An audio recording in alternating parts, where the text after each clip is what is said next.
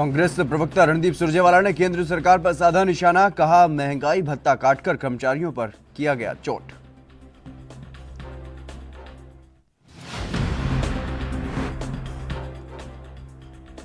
झारखंड के रांची में कई डॉक्टरों समेत 29 लोग कोरोना पॉजिटिव संक्रमित मरीजों के संपर्क में आए थे। सभी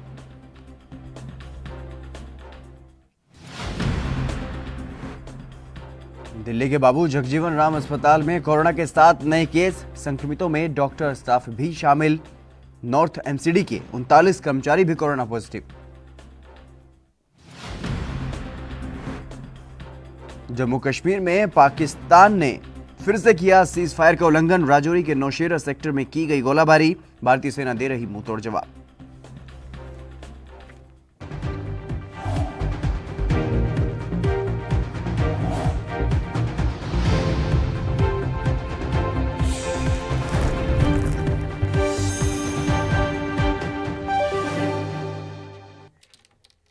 नमस्कार, एएनबी न्यूज देख रहे हैं आप और मैं हूं आपके साथ हितेंद्र। गर्मी के मौसम में जैसे जैसे गर्मी बढ़ती है वैसे ही जंगलों में आग लगने की घटनाएं भी ज्यादा होने लग जाती हैं। इस बार फायर सीजन शुरू होते ही जिला वन विभाग पूरी तरह से मुस्तैद हो गया है।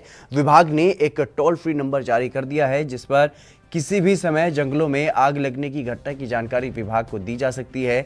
जंगलों में आग लगने से बचाने के लिए विभाग ने कार्य भी शुरू कर दिए हैं। कर्मचारी ब्लोअर की सहायता से सड़क किनारे गिरी हुई पत्तियों को सड़क से हटाने में जुटे हुए हैं।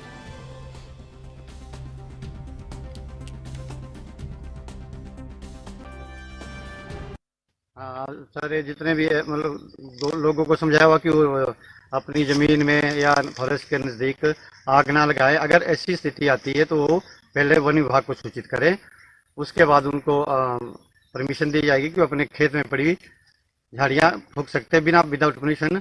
जो है सरकार कह सकते हैं, इसमें सजा भी है। तो विभाग मुस्तैदी से इस समय में, जब आपको पता है कि क्या स्थिति है, फिर भी हमारे कर्मचारी इतनी मेहनत कर रहे हैं और बिल्कुल सोशल डिस्टेंस को मेंटेन करते हुए बहुत अच्छा कार्य जो है मेरी रेंज में जितने भी फॉरेस्ट वर्कर है, जितने फॉरेस्ट गार्ड है, डिप्टी रेंजर, सब बहुत। राजस्थान के अलवर के जयराम कॉलोनी खुदनपुरी में आपसी झगड़े के कारण एक व्यक्ति की मौत हो गई। जानकारी के मुताबिक एक युवक और उसकी पत्नी ने हत्या की वारदात को अंजाम दिया है। घटना की सूचना मिलते ही मौके पर पहुंची पुलिस ने शव को कब्जे में ले लिया और पोस्टमार्टम करवाकर मामले की जांच शुरू कर दी है। वहीं सीओ सिटी नरेश शर्मा का कहना है कि गुरुवार शाम मृतक सुनील जांगड़ के साले रुपेश ने रिपोर्ट दर्ज करवाई है कि उसके जीजा सुनील जांगड़ का पड़ोस के ही रहने वाले हरेंद्र राजपूत और उसकी पत्नी के साथ 2 अन्य लोगों ने मारपीट की, जिसके बाद सुनील की हत्या कर दी गई।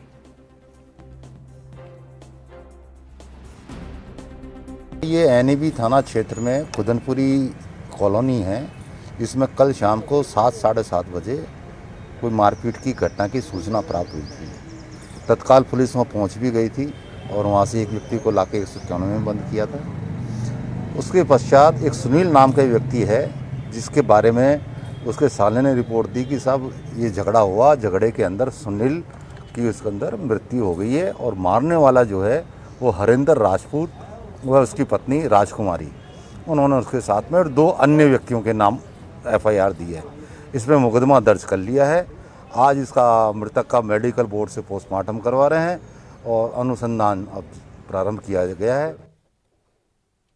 देश में सीधे तौर पर कोरोना वायरस का सामना स्वास्थ्य कर्मियों को करना पड़ रहा है क्योंकि वो कोरोना संक्रमित मरीजों का इलाज कर रहे हैं। वहीं इस वक्त कोरोना वायरस मरीजों का इलाज करने वाले डॉक्टर्स, कर्मचारी भी इसके संक्रमण से नहीं बच पा रहे हैं। ऐसे में जब डॉक्टर और अन्य हेल्थ कर्मचारी इस वायरस के संक्रमण में अगर आते हैं तो इसके लिए एम्स के ह्यूमैनॉइड रोबोट्स इस्तेमाल में आएंगे और ये रोबोट डॉक्टरों, हेल्थ केयर कर्मचारियों की निगरानी करने के साथ साथ वार्डों को कीटाणु रहित करने में भी मदद करेंगे।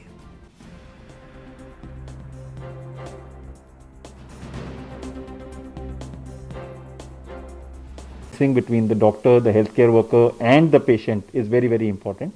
So we actually did some modifications and we developed basically 4 functions which are very useful for the doctors as well as the patients and healthcare workers. First is that the robot you don't need to touch with the hand. It will just identify you as a master. It will follow you. So Himachal के जिला कुल्लू के मनाली भुंतर बाजार में लगातार खाद्य आपूर्ति विभाग की टीम दुकानों में दबिश दे रही है। इस दौरान मनमाने दाम वसूलने वाले दुकानदारों पर कार्रवाई की जा रही है। वहीं रेट लिस्ट न लगाने वाले दुकानदारों के चालान भी काटे जा रहे हैं। बीते एक महीने के भीतर विभाग की टीम ने जिले भर में दबिश देकर 7,000 किलो से अधिक सब्जी फल जब्त किए हैं। वहीं 73 दुकानदारों के चालान भी काटे गए हैं।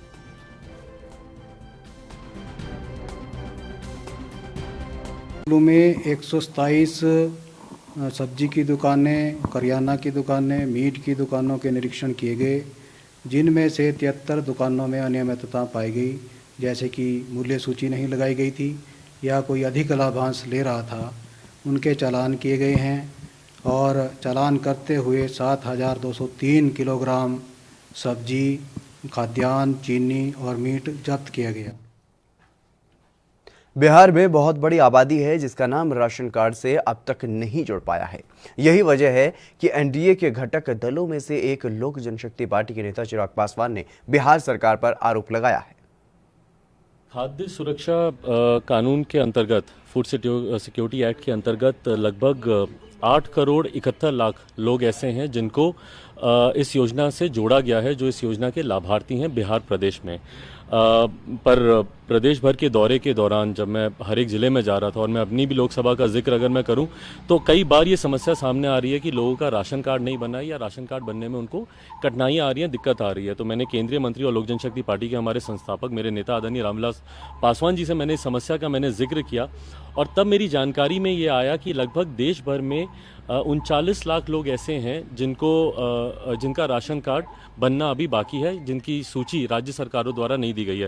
फेडरल स्ट्रक्चर होने की वजह से ये राज्य सरकारों की जिम्मेदारी होती है कि राज्य सरकारें ये सूची बनाकर उनके प्रदेश में कौन कौन से ऐसे लाभार्थी हैं जिनको इस योजना से जोड़ा जाए, ये सूची राज्य सरकार बनाकर देती है। बिहार की अगर आप बात करें तो 39 लाख में से लगभग 14.5 लाख, जो कि एक बहुत बड़ी संख्या है, 14.5 लाख लाभार्थी जो अभी तक इस योजना से वंचित हैं। क्यों? क्योंकि राज्य सरकार से वो सूची उन लाभार्थियों की बनकर केंद्र सरकार के पास नहीं आई है। तो बस मैं माननीय मुख्यमंत्री नीतीश कुमार जी से मैं आग्रह करूंगा कि जल्द से जल्द ये सूची बनाकर दें ताकि जो भी गरीब वर्ग के ऐसे लोग हैं जो कि राशन नहीं मिलने की वजह से उनको कठिनाई आ रही है और ख़ासतौर पर एक ऐसे समय में जब कोरोना वायरस की महामारी, ऐसे लोग वैसे ही बहुत परेशान हैं। तो ऐसे में हम सबकी प्राथमिकता, मैं उम्मीद करता हूँ माननीय मुख्यमंत्री जी की भी प्राथमिकताओं में से एक ये होगा। केंद्रीय स्वास्थ्य मंत्री डॉक्टर हर्षवर्धन और स्वास्थ्य राज्य मंत्री अश्विनी चौबे ने सभी राज्यों के स्वास्थ्य मंत्रियों के साथ वीडियो कॉन्फ्रेंसिंग के जरिए बातचीत की है, जिसमें उन्होंने कोविड-19 प्रबंधन को लेकर उठाए गए कदमों पर चर्चा की है। साथ ही उन्होंने ये भी कहा कि चीन से आई खराब एंटीबॉडी किट को वापस किया जाएगा, बेशक उन्हें किसी भी देश से क्यों न खरीदा गया हो।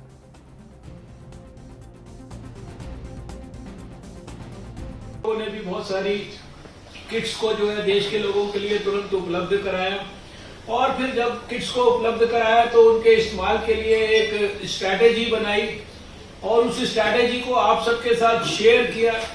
आपको सबको कहा कि इनको हॉट स्पॉट्स के अंदर इन किट्स का इस्तेमाल करना है, इन एंटीबॉडी टेस्ट को वहां पर इस्तेमाल करना है। और फिर जब इस टेस्ट को करना आप सब लोगों ने शुरू किया तो अलग अलग स्थानों से अलग अलग किस्म के हम लोगों को फीडबैक मिले।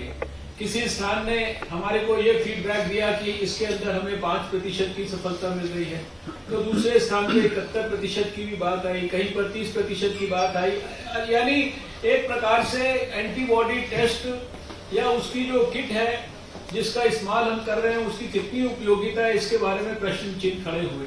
और जैसे ही ये प्रश्न चिन्ह खड़े हुए हमने तुरंत इस विषय को संज्ञान में लेकर उसको तुरंत देश को रोकने के लिए कहा और आईसीएमआर ने अपने जो 8-10 लैब्स हैं वहां वो एक्सक्लूसिवली पिछले 2-3 दिन से इसके बारे में जो है कंट्रोल्ड जो है टेस्ट कर रहे हैं। आज या कल में वो इसके जो उनके नतीजे हैं उनको जो है संकलित करने के बाद हमारी आगे की क्या रणनीति होनी चाहिए उसके बारे में सारे देश को सूचित करेंगे। क्योंकि अगर तो कोई चीज किट की खराबी के कारण है तो निश्चित रूप से मैं आपको विश्वास के साथ कहना चाहता हूं कि चाहे किट चाइना की हो चाहे कहीं की भी हो, वो किट को तुरंत वापस किया जाएगा। हमने अभी इन किट्स के पैसे भी नए विदेश में जो है दिए हैं, और उसके बदले अगर ये किट्स की उपयोगिता है तो उसके बदले दूसरी किट्स ली जाएगी। महाराष्ट्र के मुंबई में पूरे देश भर में कोरोना महामारी से बचने के लिए लोगों को लॉकडाउन की मार झेलनी पड़ रही है और प्रशासन और पुलिस दिन रात लोगों की सेवा में जुटे हुए हैं। तो वहीं इसी बीच मुंबई के बोरीवली इलाके में विधायक सुनील राणे ने कोरोना की रोकथाम के लिए सड़कों पर सैनिटाइजर का छिड़काव भी कराया है।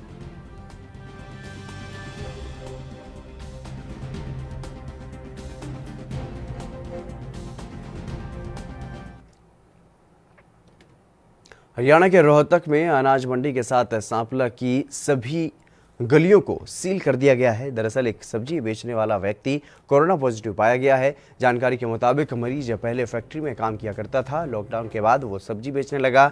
मरीज को सांस लेने में परेशानी हो रही थी और बुखार भी था। फिलहाल पूरे इलाके को सैनिटाइज किया जा रहा है और इलाके को सील भी कर दिया गया है। इसके साथ ही स्वास्थ्य विभाग की टीम घर घर जाकर लोगों की जाँच कर रही है।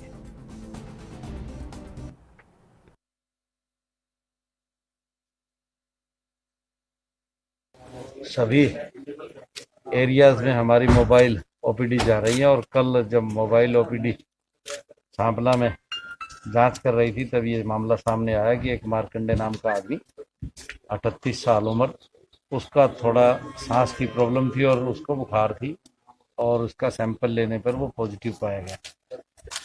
ये मार्कंडे नाम का आदमी फैक्ट्री में काम करता था और बाद में लॉकडाउन के दौरान सब्जी की रेडी लगाने लगे। जब से ये मामला कल शाम को आया तो तुरंत प्रभाव से 1200 की आबादी को हमने कंटेनमेंट एरिया घोषित किया और पूरे सांपला शहर को हमारा बफर जोन डिक्लेयर करते हुए ये तुरंत प्रभाव से सभी डॉक्टरों की टीम अलग करके लगभग 5000 लोगों की यहाँ आज स्क्रीनिंग करेगी। पूरे एरिया को सैनिटाइज करवाया गया है और सब जगह पूरा लॉक लगा दिया गया है, अर्थात इसको और बैरिकेड। फिलहाल रुकेंगे एक छोटे से ब्रेक के लिए, जल्द हाजिर होंगे।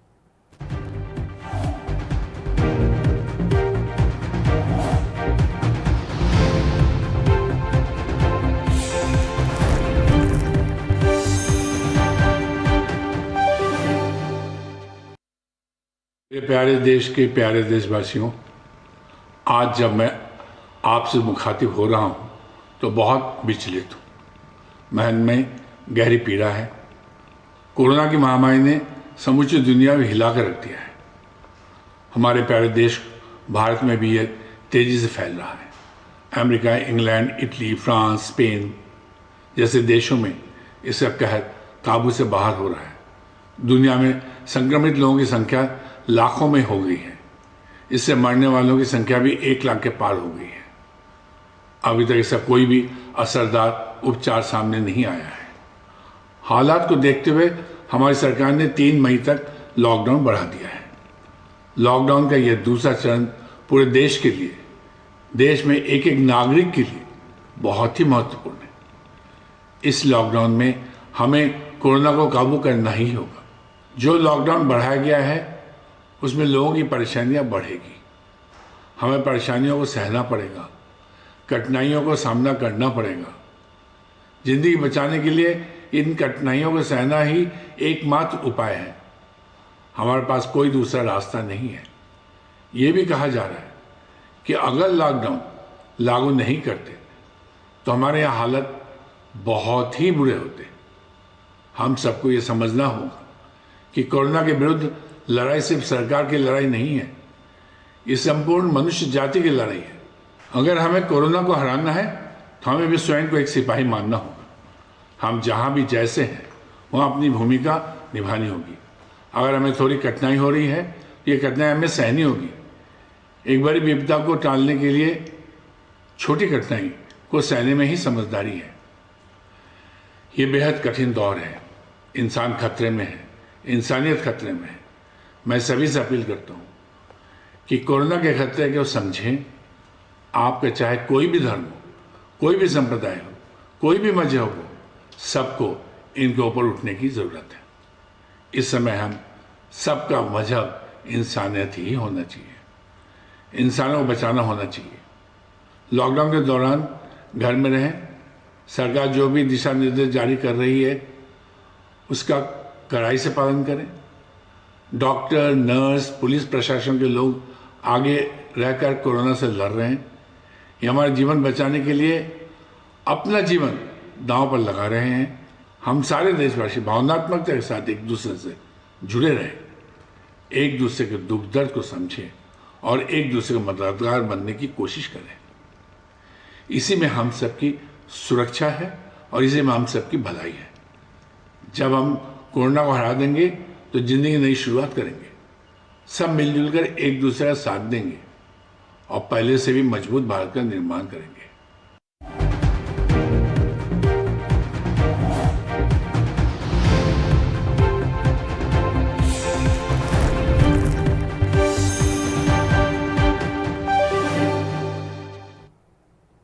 ब्रेक के बाद एक बार फिर से आप सभी का स्वागत है। खबरों में आगे बढ़ेंगे। हरियाणा के फतेहाबाद की एसपी ने शहर के मुख्य चौराहों पर मास्क और सैनिटाइजर की बिक्री के लिए एक बूथ का शुभारंभ किया गया है।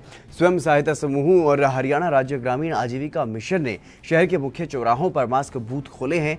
इन मास्क बूथ में 15 रुपये प्रति मास्क की दर से मास्क उपलब्ध करवाए जा रही हैं और इन मास्क बूथ में सैनिटाइजर भी बिक्री के लिए उपलब्ध हैं। मीडिया से बातचीत करते हुए एसपी ने बताया कि इन बूथ पर 15 रुपये के हिसाब से मास्क दिए जाएंगे और सैनिटाइजर बिक्री की व्यवस्था भी इन बूथों पर की गई है।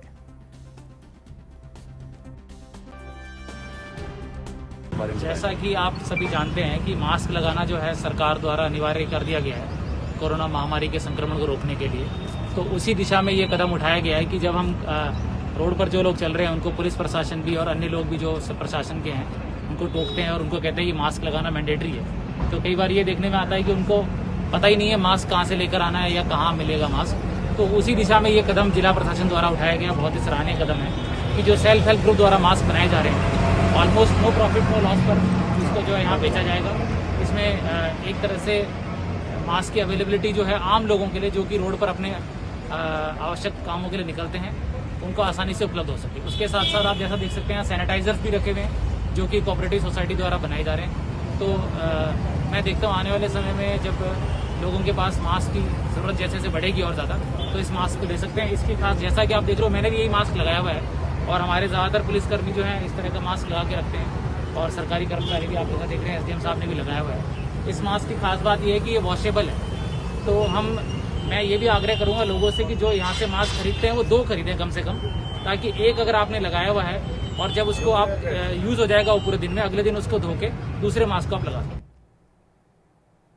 कोरोना वायरस का संक्रमण देश के कई राज्यों में पांव पसार रहा है। पश्चिम बंगाल में भी लगातार मामलों में तेजी से इजाफा हो रहा है। कुछ समय पहले एक पार्सल ट्रेन में दिल्ली से कोलकाता कुछ सीआरपीएफ के जवान पहुंचे, जिनमें से 9 जवानों में कोरोना पॉजिटिव पाया गया है। हालांकि 9 जवानों में कोरोना की पुष्टि होते ही बाकियों को क्वारंटीन कर दिया गया।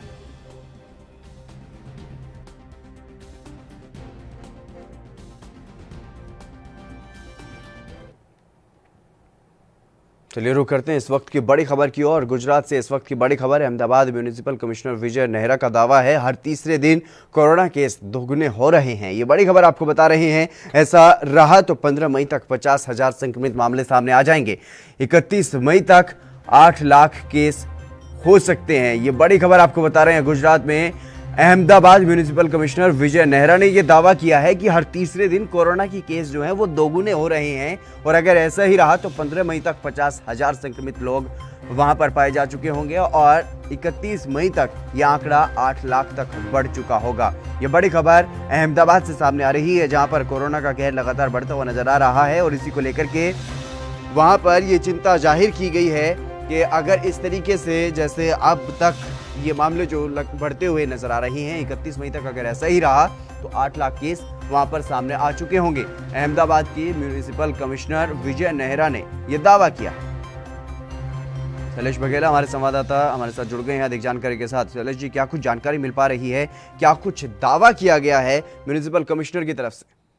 जी बिल्कुल, आपको बता दें कि अहमदाबाद म्यूनिसिपल कमिश्नर विजय नेहरा का एक दावा सामने आया है और दावा में वो बोल रहे हैं कि हर तीसरे दिन कोरोना केस हो रहे हैं 2 गुने। ऐसा हो रहा हो तो 15 मई तक 50,000 संक्रमित हो गए। 21 मई तक 8 लाख केस हो सकते हैं, ऐसा उसने मतलब के बयान भी दिया गया है। जी शैलेश जी, आपसे जानना चाहेंगे हाल फिलहाल में स्थिति क्या कुछ बनी हुई है अहमदाबाद में? जी बिल्कुल, आपको बता दें कि आज देखा जाए तो जो कोरोना का है वो लगातार बढ़ता ही जा रहा है। कोरोना पॉजिटिव का केस आज शुक्रवार का दिन राज्य में भी एक आज का समान न्यूज आया है। अब तक राज्य में 33 में से 29 जिले में कोरोना पॉजिटिव केस दर्ज हो चुका है। ऐसे में सुरेंद्रनगर जिला में भी आज कोरोना वायरस का एक केस सामने आया है। तो दूसरी ओर पाटन में भी सामने आया है। दूसरे दिन भी रिपोर्ट पॉजिटिव आया है। जी शैलेश जी, तमाम जानकारी देने के लिए आपका शुक्रिया। तो अहमदाबाद म्यूनिसिपल कमिश्नर ने ये दावा किया है कि हर तीसरे दिन कोरोना के केस दुगने हो रहे हैं और अगर ऐसा ही चलता रहा तो 15 मई तक 50,000 संक्रमित होंगे और 31 मई तक 8 लाख लोग कोरोना से संक्रमित हो चुके होंगे। चलिए खबरों में आगे बढ़ेंगे। हिमाचल प्रदेश के दूरदराज के क्षेत्र लाहौल स्पीति के बीमार लोगों को अपना इलाज करवाने के लिए आवागमन में मुश्किलों का सामना करना पड़ता है। रोहतांग दर्रा में सड़कों पर पड़ी बर्फ के कारण अभी रास्ते खुल नहीं पाए हैं। ऐसे में लोगों को हेलीकॉप्टर की सहायता से उन्हें एक स्थान से दूसरे स्थान पर पहुंचाया जा रहा है। आज जनजातीय जिला लाहौल स्पीति से मरीजों को रेफर किए जाने के बाद उन्हें एयरलिफ्ट किया गया। जिला अस्पताल ने मरीजों की गंभीर हालत को देखते हुए प्रदेश सरकार से हेलीकॉप्टर सेवा की मांग की थी, जिसके चलते आपातकालीन उड़ान भरी गई और रेफर किए गए। मरीजों को हेलीकॉप्टर के माध्यम से मुंतर एयरपोर्ट लाया गया, जहां से उन्हें क्षेत्रीय अस्पताल कुल्लू पहुंचाया गया। अब यहां पर इन मरीजों का उपचार चल रहा है। आज इमरजेंसी में हमने 5 मरीज और 3 अटेंडेंट को लाया है, जिसमें एक जेंट्स है उसको पाइल्स की प्रॉब्लम है, बाकी 2 लेडीज़ है वो डिलीवरी प्रेगनेंसी के है और एक लेडी है उसको मल्टीपल फ्रैक्चर है। एक लेडी को इंटरनल कुछ प्रॉब्लम है, वो अभी हॉस्पिटल जाके पता लगा कि उनको एग्जैक्ट क्या प्रॉब्लम है। बाकी इस तरह या कोरोना के उससे संबंधित कोई बीमारी इस तरह की नहीं है। जी अच्छा, हाँ, जो मरीज़ लाहौल से लाया गया उनका स्क्रीनिंग और टेस्ट यहाँ पे डॉक्टर साहब को बुंतर से बुलाकर उन्होंने स्क्रीनिंग किया और सारे टेस्ट करा के फिर उनको एम्बुलेंस के माध्यम से हम जिला डिस्ट्रिक्ट हॉस्पिटल कुल्लू भिजवा रहे हैं। लॉकडाउन के चलते मजदूरों का पलायन जारी है। ऐसे में भूखे प्यासे लोग रोजाना कई घंटों का सफर कर निरंतर चल रहे हैं। सिर पर गठरी का बोझ, कंधों पर छोटे छोटे बच्चे, लक्ष्य एक ही कि कैसे भी अपने घर तक पहुंचे। कुछ ऐसा ही नज़ारा राजस्थान के मारवाड़ जंक्शन के निकट भी भगवानपुरा प्याऊ पर देखने को मिला। पलायन के दौरान मजदूरों का दल भगवानपुरा प्याऊ पर रुका और पांवों में पड़े छाले उनके पैदल यात्रा की दास्तां को सुना रहे थे। मजदूरों ने बताया कि जीरे की कटाई के लिए वो जैसलमेर गए थे, लेकिन लॉकडाउन के कारण सब कुछ बंद हो गया है और सड़कों पर वाहन बंद होने के कारण जैसलमेर से वो पैदल ही रवाना हो गए। जैसलमेर जिले से आए हैं और आगे झालावाड़ तक जाना है और खाने पीने की व्यवस्था तो बीच में सरपंच लोग और जो भी पुलिस कर्मचारी सब गांव वाले मिलके सब कर रहे हैं व्यवस्था हमारी। यूपी के कासगंज में लॉकडाउन को लेकर पुलिस की सक्रियता बढ़ गई है। दरअसल अब ग्रामीण क्षेत्रों में भी कासगंज पुलिस ने आने जाने वाले सभी सीमाओं को सील कर दिया है और वहीं साहबर थाना क्षेत्र के नवाबगंज चौकी इंचार्ज दिनेश चंद्र ने चाड़ी तिराहे के पास सभी रास्तों को सील कर दिया है और अकारण आने जाने वाले हर एक व्यक्ति पर रोक लगा दी है। साथ ही जो व्यक्ति लॉकडाउन का उल्लंघन कर रहे हैं उनके वाहनों पर भी सीज करके कार्रवाई की जा रही है।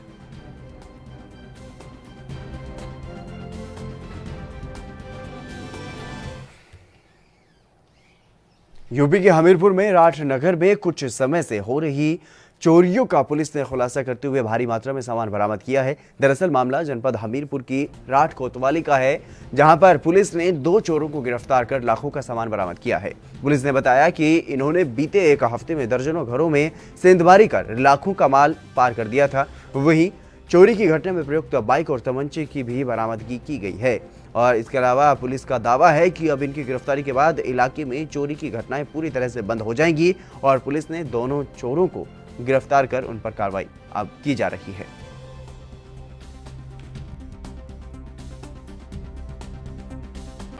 पकड़ा गया है, 2 चोर थे इसमें, एक जयहिंद है, एक शहीद थे। इन दोनों निसंदेही पे एक कमरे में जो उन्होंने किराया पे ले रखा था, तो वहाँ से चोरी की गई बैटरियाँ, ट्रैक्टर की बैटरी, इन्वर्टर की बैटरी है, इन्वर्टर भी है उसमें, और जेवर हैं, कुछ खाने पीने का सामान जो उन्होंने चोरी किया था, लैपटॉप चोरी किया था, एक वो क्या कहते हैं, एक कटी हुई मोटरसाइकिल, काफ़ी सामान जिन्होंने चोरी किया था, पूरे सामान बरामद इनके द्वारा किया गया है। इसके अलावा इनके पास एक चोरी करने में प्रयोग करते थे तमंचा मिला है और एक मोटरसाइकिल भी इनके पास से बरामद की गई है। तो बड़ा अच्छा खुलासा किया गया पुलिस के द्वारा, बहुत अच्छा काम हुआ इनके द्वारा और आशा है कि चोरियों पर पूर्णतः लगाम लग जाए। यूपी के सहारनपुर में कोरोना संक्रमित लोगों की संख्या में फिर से बढ़ोतरी हुई है। वहीं मरीजों की संख्या 139 के पार पहुंच गई है। दरअसल 12 नए और कोरोना पॉजिटिव पाए गए हैं। वहीं सहारनपुर में कोरोना का संक्रमण रुकने का नाम नहीं ले रहा है और सहारनपुर में कोरोना संक्रमित मरीजों की संख्या अब 127 से बढ़कर 139 पर पहुंच गई है और कोरोना संक्रमित मरीजों की संख्या में लगातार बढ़ोतरी होती जा रही है। वहीं रिपोर्ट में भी 12 नए पॉजिटिव पाए गए। सहारनपुर के मुख्य चिकित्सा अधिकारी ने इस बात की पुष्टि की है।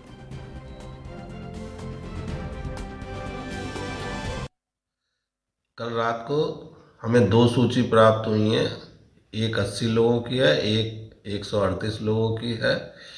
इसमें हमारे ज़िले के 12 लोग कोरोना पॉजिटिव हैं और ये हमारे जो हैं सभी हमारे क्वारंटाइन में हैं। इसमें 10 जो हैं देवबंद में है, एक नांगल में है और एक IIT सहारनपुर में क्वारंटाइन है। अब हमारे ज़िले की जो कोरोना पॉजिटिव है उनकी संख्या 139। चलिए फिलहाल इस बुलेटिन में बस इतना ही। आप बने रहिए एनबी न्यूज़ के साथ।